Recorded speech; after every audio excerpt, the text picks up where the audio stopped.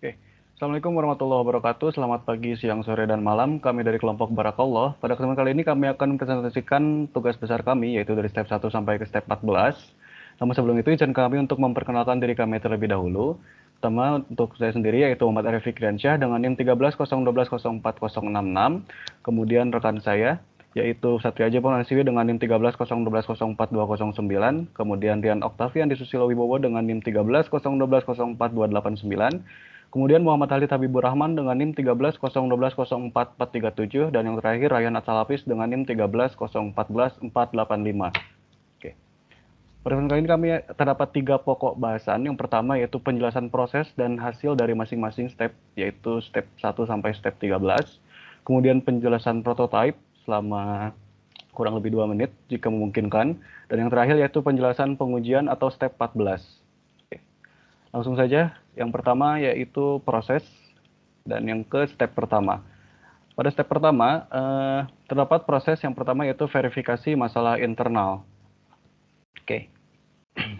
Masalah yang dapat diselesaikan terkait penggunaan aplikasi Microsoft Teams adalah kurangnya beberapa fitur penunjang yang dibutuhkan oleh mahasiswa dalam pengoperasian aplikasi Microsoft Teams, serta user interface yang kurang user-friendly sehingga tidak semua orang dapat mengakses aplikasi ini dengan mudah. Kemudian untuk user yang dapat terbantu yaitu mahasiswa dan mahasiswa Telkom University. Kemudian ada juga faktor eksternal dan faktor internal. Yaitu untuk eksternal adanya beberapa fitur yang jarang digunakan. Kemudian untuk internal banyak sekali mahasiswa serta dosen yang menggunakan aplikasi alternatif yang lebih user friendly dan memiliki fitur yang lebih mendukung untuk aktivitas mereka. Dan untuk problem solution fit-nya yaitu kami memperbaiki kualitas jaringan Microsoft Teams, mengurangi penggunaan RAM, serta menambahkan fitur yang disesuaikan dengan kebutuhan pengguna. Oke, untuk hasil yang didapatkan, berdasarkan hasil analisis dari survei yang telah kami lakukan, didapati bahwa banyak responden yang mengeluhkan tentang penggunaan bandwidth yang berlebihan pada aplikasi Microsoft Teams, yang mengakibatkannya terputusnya jaringan atau berdampak pada kelancaran saat meeting online. Adapun beberapa fitur yang diinginkan oleh responden seperti fitur chat saat meeting online, dan membuat user interface yang lebih user-friendly dan menarik perhatian para pengguna. Berdasarkan beberapa hal inilah, kami mencoba untuk mengimplementasikan user interface dan fitur dengan apa yang dibutuhkan oleh responden. Oke. Selanjutnya yaitu step 2 dan step 3. Oke. Berikut merupakan flowchart dari sistem ini bekerja. Pertama, pengguna akan diminta login terlebih dahulu. Kemudian ketika login, pengguna akan diminta untuk masukkan username serta password ataupun email. Kemudian sistem akan memeriksa apakah data yang diberikan pengguna valid atau tidak. Jika tidak valid, maka pengguna akan diminta untuk mengulangi proses login dari awal. Dan jika valid, maka pengguna dapat masuk ke dalam aplikasi Microsoft Teams serta mulai menggunakan semua fitur yang tersedia. Oke. Berikut timeline-nya. Yang pertama, requirement system. Di requirement system sendiri ada login, kemudian ada dashboard, account, file, assignment, team, chat, calendar, call, setting, channel team, dan kemudian ada mental model, kemudian ada task analysis, kemudian fungsi utama. Kemudian ada juga model konseptual dan desain standar sistem. Oke, dari hasilnya, pertama ada fungsi bisnis. Microsoft Teams merupakan salah satu alat virtual untuk mempermudah kita dalam pembelajaran dengan cukup banyak fitur yang ditawarkan. Untuk mengakses Microsoft Teams, tentunya pengguna diharuskan untuk login untuk melakukan validasi akun sebagai dosen maupun sebagai mahasiswa. Setelah melakukan proses login dan validasi, user dapat mengakses banyak hal yang disediakan seperti attach file, melakukan submission assignment, melakukan video conference, kemudian menggunakan fitur chat, dan yang terakhir fitur channel team. Oke. Berikut merupakan mental model yang telah kami buat. Ada mental model pengguna, dashboard, team, channel team, kemudian kalender, file, call, chat, dan setting. Kemudian berikut task analysis yang telah kami buat juga. Kemudian ada model konseptual. Dan yang terakhir ini merupakan prototipe sistem pertama kami yang belum direvisi sama sekali pada step ini. Oke. Untuk next step akan dijelaskan oleh Halid. Untuk Halid dipersilakan. Oke, baik, terima kasih Mas Arya. Pada step 4 dan 5 ini kami membangun yang pertama mockup desainnya. Kami membangun mockup desain mulai dari dashboard, file, call, assignment, calendar, dan meetings. Dan setelah itu kami juga membuat skema navigasinya, yaitu alur dari aplikasinya. Kemudian kami menentukan tipe window yang akan digunakan. Dan hasilnya adalah tipe Windows yang dipakai pada halaman Microsoft Teams ini yaitu primary Windows, karena aplikasi ini menampilkan semua halamannya dalam satu tampilan sekaligus dan merupakan Windows utama yang muncul pada layer saat masuk pada Microsoft Teams. Berikut ini adalah mockup desainnya. Ini mockup desain dashboard, kemudian yang bawahnya itu merupakan files. Kemudian ada mockup desain call, assignment, dan juga kalender, dan yang terakhir itu meetings. Nah, berikut ini skema navigasi yang kami buat. Mulai dari login, dashboard, dan seterusnya. Ke bawah ada files beserta fitur ke bawahnya, call fitur ke bawahnya, chat, Teams, assignment, kalender ke bawahnya, semua hingga selesai. Oke, hasil yang didapatkan itu merupakan tipe primary Windows. Untuk step selanjutnya, saya kembalikan ke Mas Arya. Silakan, Mas Arya. Oke, untuk step 6 dan 7 akan dijelaskan oleh rekan saya Satria Aji Permanesiwi. Untuk Satria dipersilahkan. Baik, terima kasih Arya. Pada step 6 dan 7 ini terdapat beberapa timeline. Yang pertama adalah pemilihan device digunakan untuk menentukan perangkat interaksi yang sesuai dengan kebutuhan pengguna. Selanjutnya ada operable button untuk menentukan operable control untuk pengguna. Lalu dilanjutkan dengan analisis desain sebagai teks dan pesan serta feedback, guidance, dan assistance. Dan yang terakhir ada fungsi utama, yaitu menentukan fungsi utama yang terdapat pada sistem Microsoft Teams ini sendiri. Untuk hasilnya, kita melakukan pemilihan device, yaitu untuk inputnya adalah mousepad atau trackpad, lalu menggunakan kamera, keyboard, dan mikrofon. Dan untuk outputnya adalah monitor atau layar dan speaker sebagai pengeluar suaranya. Pada step ini kami tidak merubah desain yang telah kami buat, namun kami menambah beberapa desain baru. Yang pertama, kami menambahkan desain untuk tampilan login.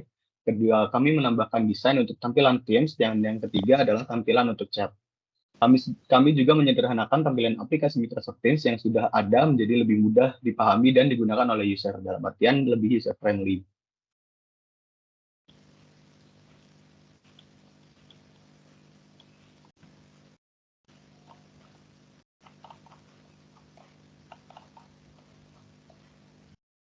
Baik, di sini terdapat beberapa contoh operable button-nya. Yang pertama ada Teams.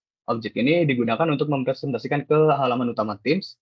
Dan yang kedua ada Files untuk mempresentasikan halaman Files, Calls untuk Calls, Chat untuk Chat, Assignment untuk Assignment, Calendar untuk Calendar, dan terdapat operable button untuk Flash Meeting, di mana user dapat membuat meeting dengan cepat dan secara langsung. Lalu ada tombol Home untuk menampilkan menu utama, tombol Setting untuk kembali ke halaman setting, dan account dan lain-lainnya. Sini juga terdapat text entry atau read-only controls. Terdapat beberapa di sini, ada seperti taskbar, halaman meeting, terdapat fitur chat, lalu selanjutnya ada search dan new event dan lain-lain. Di sini juga terdapat penambahan mockup. Di sini dapat dilihat di layar, terdapat tampilan login, tampilan Teams, lalu tampilan chat, tampilan dan justifikasi perubahan yang telah kami lakukan di sini. Lalu kita akan next untuk step 8 dan 9, di mana di sini terdapat clear text message untuk memperbaiki desain sebelumnya dengan memperhatikan penulisan teks yang lebih baik dan lebih benar lagi. Selanjutnya terdapat provide effective feedback, guidance, and assistance untuk menambahkan feedback, guidance maupun assistance bagi pengguna sesuai dengan karakteristik pengguna tersebut. Di sini hasil dari clear text and message kami pada tampilan login.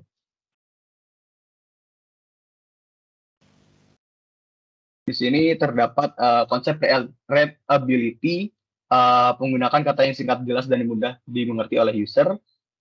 Kalimatnya sudah baik, tidak mengandung lebih dari 20 kata, sehingga termasuk dalam kalimat efektif. Jika selanjutnya terdapat tampilan ketika di bagian kiri ketika user telah berhasil membuat akun atau registrasi akunnya, dan di sebelah kanan tampilan ketika user ingin logout dari akun tersebut. Di sini juga terdapat tampilan ketika user berada di koneksi yang kurang stabil, yaitu your connection is unstable, reconnecting. Dan selanjutnya pada fitur chat di bawahnya terdapat pilihan untuk resend atau delete jika pesan yang dikirimkan oleh user belum terkirim dengan sempurna. Selanjutnya terdapat guidance dan assistance, di mana di sebelah kiri terdapat pesan error bahwa user telah salah menginputkan password atau emailnya. Dan di sebelah kanan terdapat delay waktu ketika user membuka ke halaman utama setelah login. Selanjutnya terdapat reconnecting ketika user sedang masuk ke ruangan meeting tapi koneksinya sedang kurang baik, dan di tengah terdapat tampilan untuk cara registrasi dengan menginputkan nama, username, email, dan password. Dan jika registrasi telah berhasil, terdapat pada tampilan di sebelah kanan, lalu user dapat mengklikkan OK. Baik, untuk selanjutnya saya akan kembalikan ke Mas Arya. Terima kasih. Oke, terima kasih. Untuk selanjutnya, untuk step 10, 11, dan 12 akan dijelaskan oleh rekan saya, yaitu Raihan Hafiz. Untuk Raihan, dipersilakan. Oke, baik. Pada step ini kita akan menerapkan internasionalisasi dan aksesibilitas serta menggunakan grafik, icon, image, dan warna. Nah, untuk timeline prosesnya sendiri, untuk yang internasionalisasi dan aksesibilitas, kita akan melakukan penentuan dan justifikasi internationalization, localization, dan accessibility. Untuk grafik, icon, image, dan warnanya, kita akan melakukan penentuan dan justifikasi icon yang meliputi aspek familiar, clear, legible, dan konsisten. Grafik yang mendukung teks user, warna yang mengakomodir pengguna yang memiliki gangguan penglihatan. Oke, dan untuk hasilnya, yang pertama ini kita akan membahas tentang internasionalisasinya. Dan yang pertama terdapat lokalisasi. Di sini kami menggunakan bahasa Indonesia karena mayoritas target pengguna aplikasi Microsoft Teams kami merupakan mahasiswa dan dosen yang merupakan warga asli Indonesia. Dan aplikasi Microsoft Teams kami dapat digunakan kapan saja dan dapat diakses menggunakan jaringan apapun. Oke, untuk selanjutnya terdapat Word dan teks. Di sini bahasa Indonesia yang kami menggunakan bahasa Indonesia yang sederhana dan mudah dipahami akan digunakan pada aplikasi Microsoft Teams kami. Bahasa Inggris sederhana juga akan digunakan pada aplikasi Microsoft Teams kami. Hal ini dikarenakan akan menimbulkan ambiguitas ketika ditranslasikan ke dalam bahasa Indonesia. Namun ada beberapa teks untuk input pengguna yang dapat ditranslasi ke dalam bahasa Indonesia untuk memudahkan pengguna.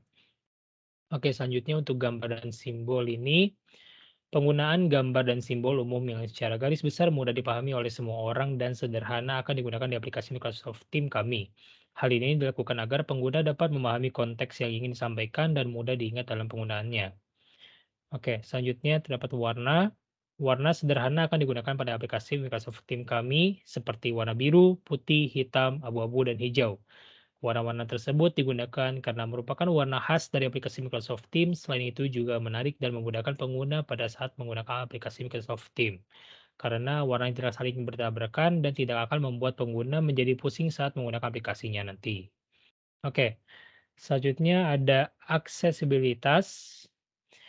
Aksesibilitas yang diterapkan pada aplikasi Microsoft Teams ini hanya beberapa dan tidak seluruhnya, seperti penggunaan warna kombinasi biru, abu, putih, hijau, dan hitam.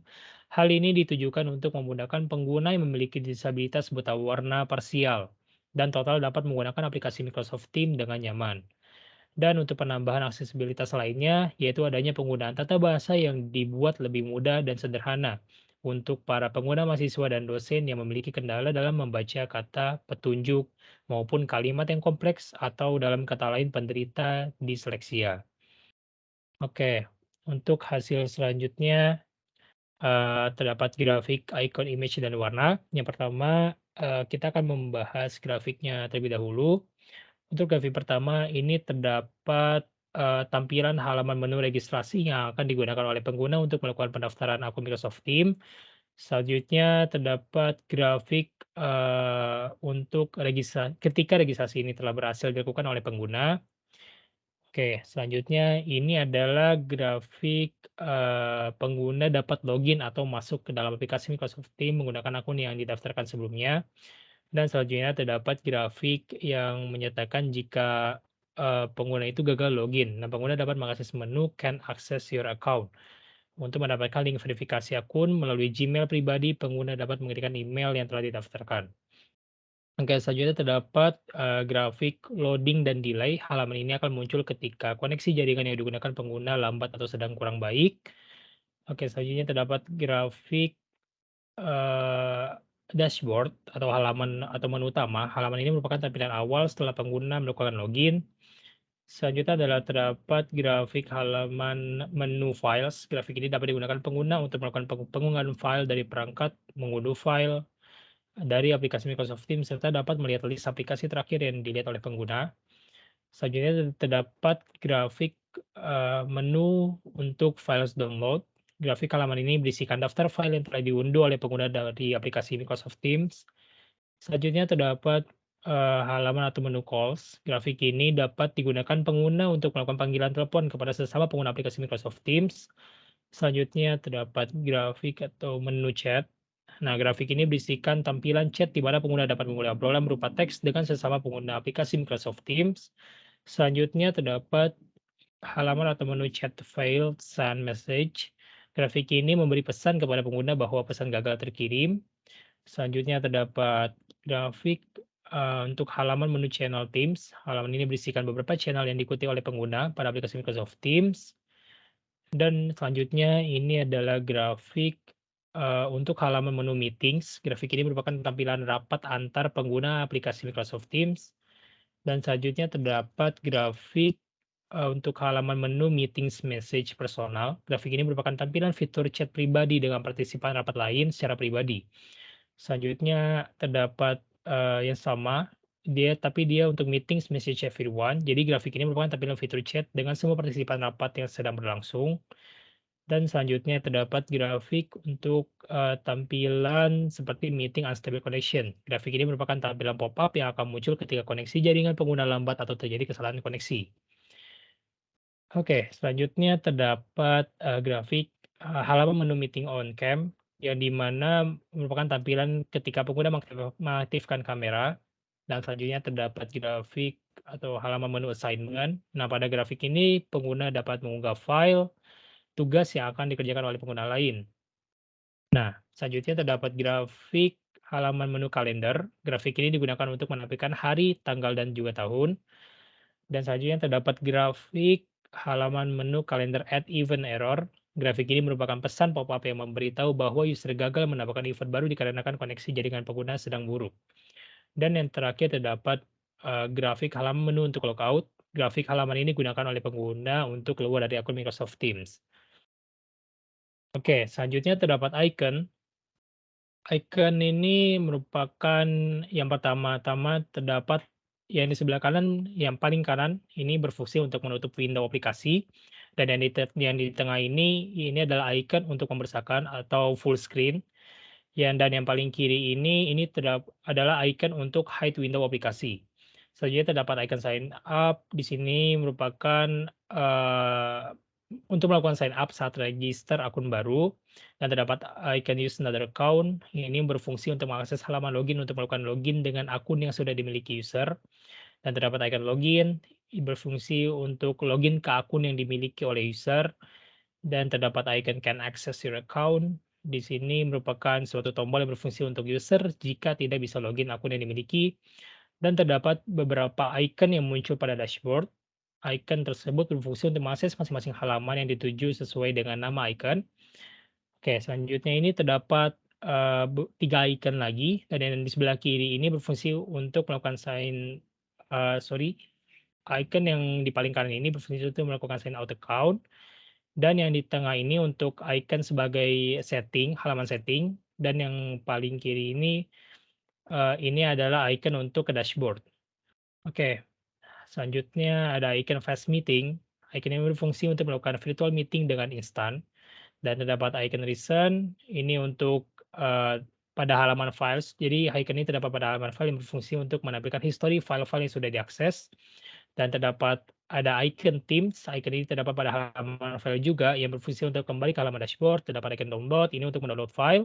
Dan terdapat icon open folder, ini untuk mengopen folder atau membuka file.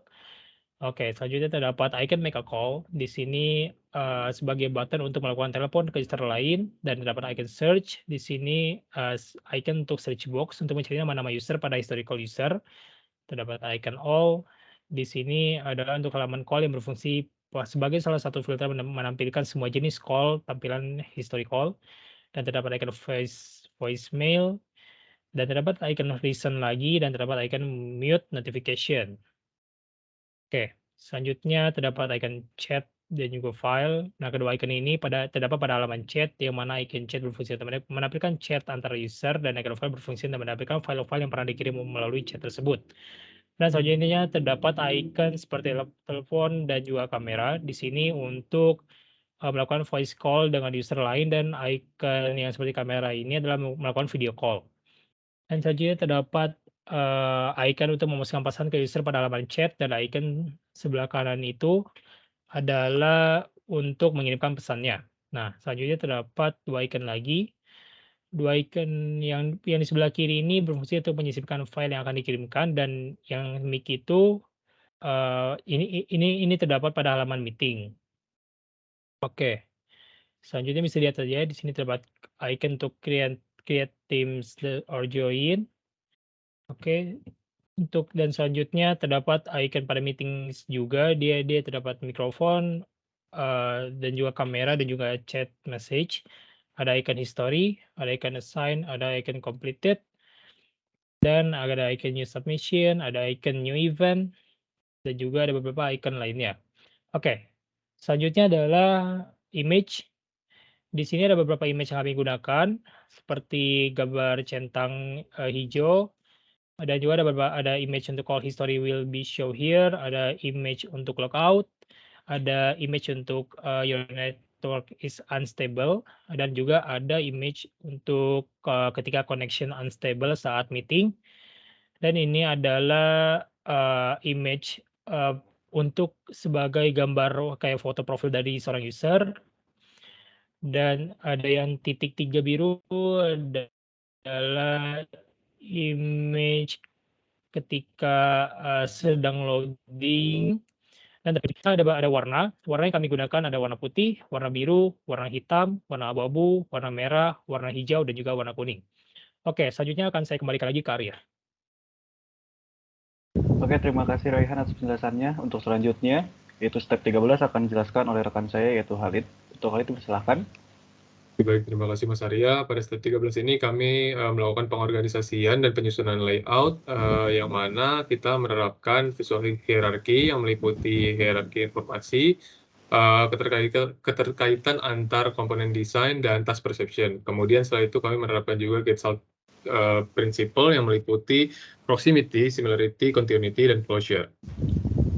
Nah, kemudian hasil yang didapatkan adalah yang pertama visual hierarki, yang mana merupakan unsur-unsur yang saling berdekatan baik waktu maupun ruang dalam bidang pengamatan akan dipandang sebagai satu bentuk tertentu. Nah, di sebelah kiri terdapat foto hasil before dan after, yang before merupakan default UI yang saat ini, dan bawahnya itu UI yang kami bangun. Kemudian aspek similarity. Similarity ini kami elemen yang memiliki tampilan visual serupa tampaknya lebih terkait atau dikelompokkan daripada elemen yang tidak memiliki atribut yang sama, mulai dari ukuran, bentuk, dan warna merupakan karakteristik utama yang meningkatkan persepsi kesamaan. Kemudian juga ada continuity, yang mana merupakan sebuah hukum yang mana kita sebagai user akan mengikuti jalur yang terlihat. Kemudian yang terakhir ada closure, yang mana merupakan suatu konsep yang melibatkan tindakan yang memengaruhi pemikiran pengguna secara langsung. Nah, ini terjadi karena akibat dari otak mengisi celah dalam desain yang ditujukan. Oke, untuk selanjutnya saya kembalikan ke Mas Arya. Silakan Mas Arya. Oke, untuk selanjutnya itu penjelasan prototype dan juga penjelasan testing akan langsung dijelaskan oleh rekan saya, yaitu Rian Octavian de Susilo Wibowo. Untuk Rian, dipersilahkan. Oke, terima kasih atas waktunya, Mas Arya. Untuk selanjutnya ini kami melakukan prototype. Prototype di sini kami menggunakan alat bantu Figma, atau lebih tepatnya Figma Prototyping. Untuk selanjutnya ini saya akan mendemokan terlebih dahulu prototype yang telah kami bangun.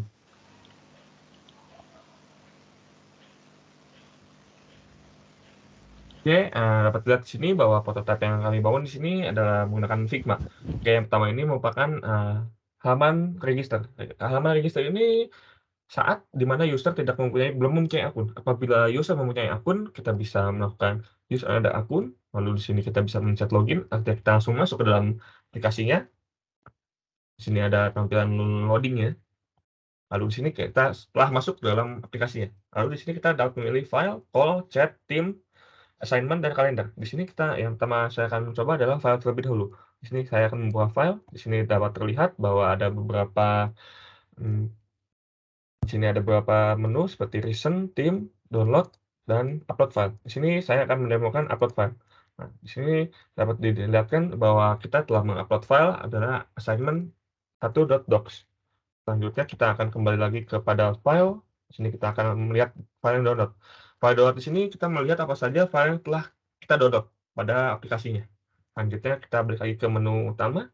Kita akan lanjut kepada menu call.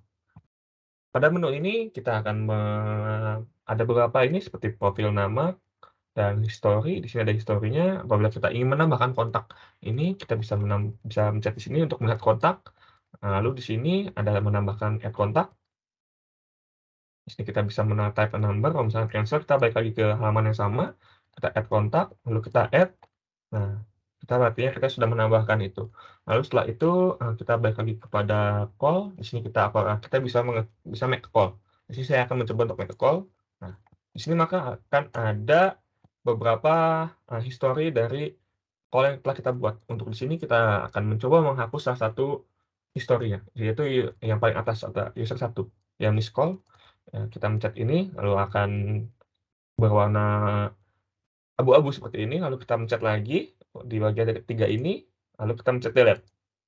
Dapat lihat di sini bahwa user 1 yang tadi miss call tadi itu sudah delete atau terhapus. Mari kita balik lagi ke menu awal, lalu kita akan menu chat. Nah, pada menu chat ini dapat terlihat bahwa di atas yang tadi itu ada search, yaitu untuk kita mencari suatu user. Selanjutnya di sini ada kita chat bersama orang yang kita tuju. Lalu di sini ada menu khusus untuk chat ini. Di sini ada seperti kita dapat membisukan pesan, menyembunyikan pesan, dan menghapus lewat pesan. Selanjutnya di sini saya akan kembali kepada menu pertama, lalu kita ke Teams.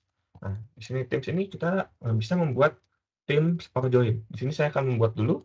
Nah, di sini dapat terlihat bahwa kita sudah membuat meeting yang baru. Lalu di sini kita dapat memencet meetingnya. Nah, pada meeting ini kita ada beberapa di atas ini ada beberapa menu seperti user-user yang tergabung pada Meet ini. Lalu di sini juga ada kita bisa menyalakan kamera, kita bisa mematikannya kembali. Lalu di sini kita bisa mengechat user lain. Lalu kita bisa mengirimkan pesan kepada user lain. Nah, setelah itu kembali lagi kepada menu utama, yaitu sekarang assignment. Nah, pada assignment ini kita dapat melihat bahwa misalkan di sini kita ingin melihat tugas apa yang di-assign kepada saya. Untuk melihat ini kita dapat masuk ke assignment. Nah, di sini ada suatu tugas yang di-assign kepada kita. Lalu kita di sini open assignment. Kita di sini bisa melakukan atau masukkan jawaban kita melalui add submission. Lalu di sini kita bisa men-submit bahwa dapat lihat sini bahwa kita telah berhasil men-submit jawaban yang tadi. Oke, nah izinkan saya kembali lagi, lalu ke kalender yang terakhir. Nah, di kalender ini kita dapat melihat kita bisa membuat daftar pada tanggal berapa kita memiliki meeting atau schedule tertentu. Selanjutnya yang terakhir adalah kita logout. Untuk sini di dalam logout ini kita akan menampilkan konfirmasi kembali. Apakah yakin kita untuk keluar? Apabila tidak, maka dia akan balik lagi. Kalau misalkan iya, maka dia akan kembali ke menu login. Oke, selanjutnya itu adalah saya kembali. Selanjutnya, Mas Arya. Oke, untuk selanjutnya merupakan bagian testing atau pengujian. Oke.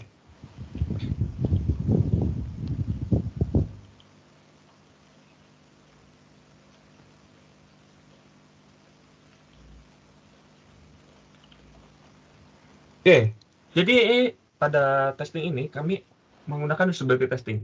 Mengapa kita melakukan usability testing ini? Usability testing ini dilaksanakan dengan tujuan untuk mengetahui apakah UI dari aplikasi yang kami susun dapat dengan mudah dipahami oleh user, serta untuk mengetahui kekurangan apa saja terhadap UI yang kita miliki atau yang kita telah buat, kemudian memperbaikinya berdasarkan temuan dalam usability testing. Next.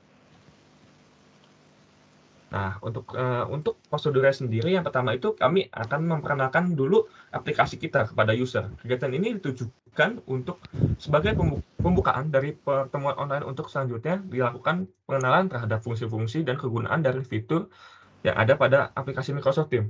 Selanjutnya itu kita akan menyuruh user atau meminta user untuk mencoba tas-tas yang kita telah bangun, yang telah kita bikin. Setelah dijelaskan tentang aplikasi ini, tim pengembang akan menanyakan beberapa pertanyaan kepada responden. Lalu di sini ada penutup ini tim pengembang aplikasi akan menutup kegiatan sosialisasi aplikasi Microsoft Teams. Selanjutnya diikuti oleh yang terakhir adalah evaluasi oleh tim pengembang. Setelah berhasil kita mendapatkan respon dari responden, kita akan mengevaluasi apa kekurangan kita dan kita akan memperbaikinya kembali. Oke.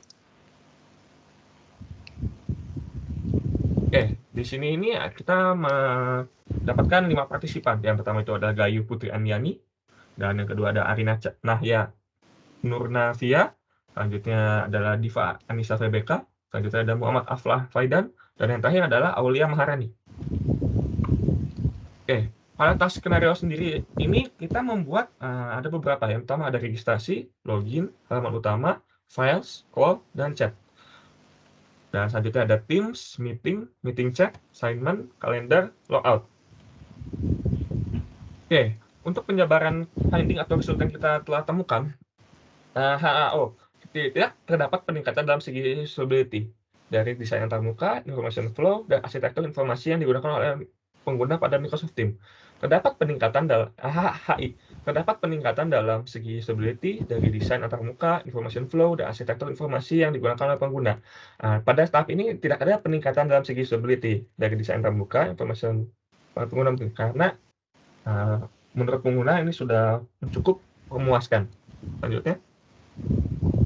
Oke, untuk rangkuman usability testing sendiri itu, yang pertama itu ada perangkat lunak yang dibuat dapat dengan mudah dipahami dan berfungsi dengan baik. Lanjut ada informasi yang disampaikan oleh UI telah tersampaikan dengan jelas dan tidak menimbulkan ambiguitas.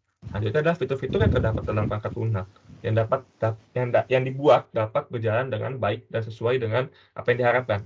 Hanya perlu beberapa tambahan fitur lain seperti dark mode, hapus atau edit pesan pada fitur chat, dan video conference monitoring using machine learning. Fitur ini sendiri itu bertujuan untuk memantau peserta yang hadir di video conference apakah mereka fokus pada pembicara atau melakukan hal yang lain. Selanjutnya ini ada palet warna yang digunakan nyaman untuk dilihat dan tidak mengganggu. Font yang digunakan pada perangkat lunak dapat dibaca dengan mudah. Selanjutnya ini dalam pengujian usability testing ini kami menggunakan 2 parameter, yaitu yang pertama ada satisfaction dan ease of use. Satisfaction ini sendiri merupakan kepuasan dari seorang pengguna, apakah mereka puas menggunakan aplikasi kami. Selanjutnya ada ease of use. Ease of use ini bisa dijelaskan sebagai kemudahan pengguna menggunakan aplikasi yang telah kami buat. Oke. Nah, selanjutnya di sini kita dapat lihat merupakan di sini adalah hasil dari responden itu. Yang pertama adalah apakah aplikasi mudah digunakan, bahwa 5 dari 5 responden menjawab bahwa mereka sangat puas dengan hasil itu. Selanjutnya adalah apakah informasi yang disampaikan oleh UI sudah tersampaikan secara jelas. Nah, oke, pada tahap ini ada satu user yang merasa bahwa UI yang kita buat itu masih bisa ditingkatkan kembali. Selanjutnya adalah apakah flow task dari aplikasi sudah baik dan dapat mudah dipahami, bahwa di sini dapat terlihat bahwa 5 dari 5 pengguna masa sangat puas dengan flow task yang kami buat. Selanjutnya adalah apakah pemilihan palet warna dalam aplikasi sudah baik. Dapat terlihat di sini bahwa ada 1 orang yang merasa puas dan 4 orang lainnya menganggap bahwa kita dapat melakukan yang lebih baik lagi. Selanjutnya adalah apakah pemilihan font dalam aplikasi sudah baik. Oke, di sini juga ada 4 dari 5 orang mengatakan bahwa kita dapat memilih peningkatan yang lebih baik lagi. Selanjutnya adalah apakah konsistensi desain dalam aplikasi sudah baik. Di sini dapat dilihat bahwa 2 orang sudah merasa sangat puas dengan konsistensi aplikasi yang telah kami buat. Oke, yang selanjutnya next step. Terdapat beberapa saran yang diberikan oleh pengguna setelah aktivitas usability testing. Dilakukan dan melakukan evaluasi hasil dari jawaban yang diberikan oleh pengguna atau responden. Hasil dari evaluasi pengguna, semua tampilan aplikasi sudah baik, fitur-fitur lengkap, dan fungsionalitas sesuai dengan yang diharapkan. Terdapat beberapa saran dari user testing, beberapa ditambahkannya fitur dark mode pada aplikasinya, edit dan hapus pesan pada fitur chat, video conference monitoring using machine learning. Fitur ini sendiri merupakan suatu fitur yang dimana dia akan memantau peserta yang hadir di video conference, apakah mereka fokus pada pembicara atau melakukan hal yang lain. Pemilihan warna yang bisa lebih baik lagi dengan memperhatikan psikologis pengguna, karena pada umumnya pengguna aplikasi digunakan dalam jangka waktu yang relatif lama. Langkah selanjutnya yang akan kita lakukan adalah memperbaiki desain Microsoft Teams dan mempertimbangkan seluruh saran yang kami dapat dari user testing untuk menyempurnakan aplikasi ini.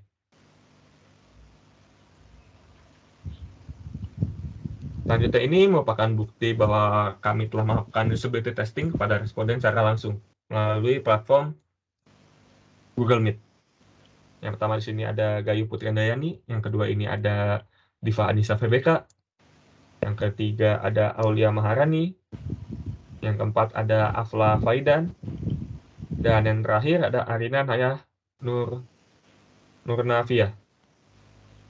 Oke, mungkin sekian saja yang dapat kami sampaikan. Kurang lebihnya mohon maaf. Assalamualaikum warahmatullahi wabarakatuh. Waalaikumsalam.